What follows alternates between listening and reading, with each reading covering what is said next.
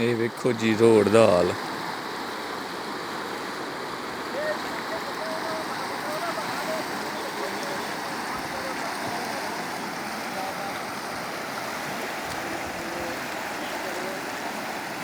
ਇਹ ਗੱਡੀਆਂ ਖਲੋਤੀਆਂ ਸਾਰੀਆਂ ਸਾਈਡ ਤੇ।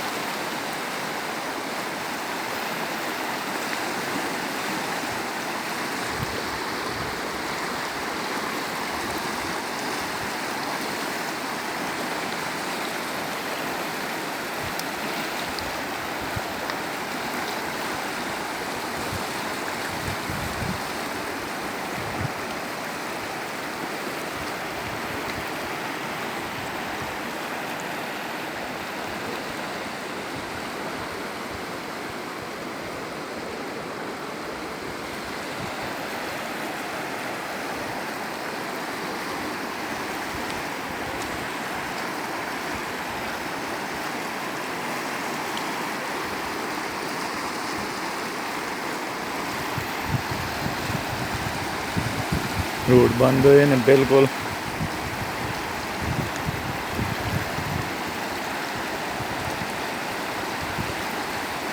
वो गड्डी तबाह हो गई है। ड्राइवर जान बचा के निकल आया अपनी।